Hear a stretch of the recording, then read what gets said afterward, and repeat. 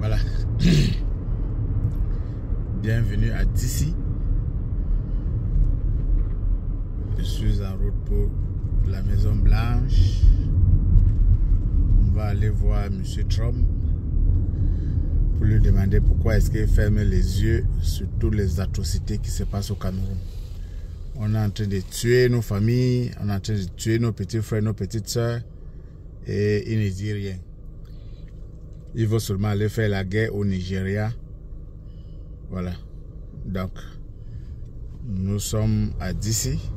Nous allons voir Monsieur le Président Donald Trump pour lui dire notre ras-le-bol.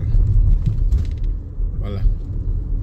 Vous avez vu à la prestation de serment, voilà quelqu'un qui ne sait pas quand est-ce qu'il va se lever, qu'il va s'asseoir.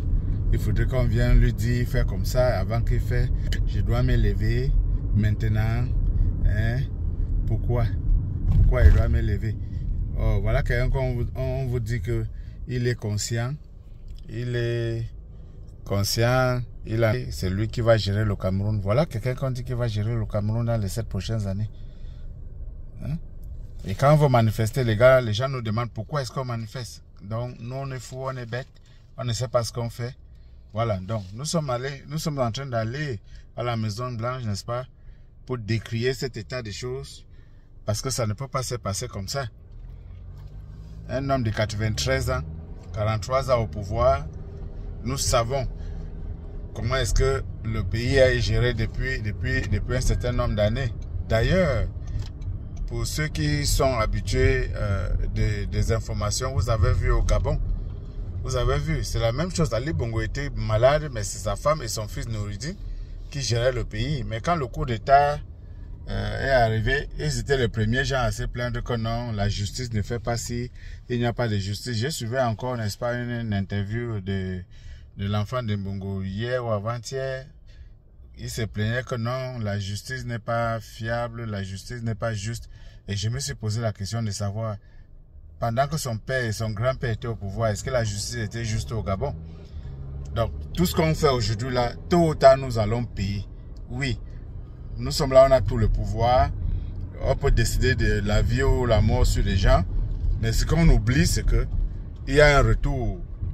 Et un jour, c'est un jour. Paul Biya ne doit pas éternellement vivre. Il ne doit pas éternellement vivre. Un jour, il va partir. Un jour, il va partir. Donc, tous ceux-là qui sont en train de supporter cet état de choses, qu'ils se méfient. J'ai dit ici aussi qu'ils ont passé le temps à arrêter les manifestants pour aller donner aux forces de maintien de l'ordre. Alors qu'on est en train de tirer sur les gens sont en train de mourir. Les traîtres qui sont en train de faire ce genre de choses-là, nous condamnons fermement ça. Voilà, et qu'il ne faudrait pas que ça continue comme ça. Voilà, nous avons le droit de manifester. Et il n'est écrit nulle part dans nos... Il n'y a pas de loi qui dit que quand on manifeste, on doit tirer sur les gens. Non, ça n'existe pas.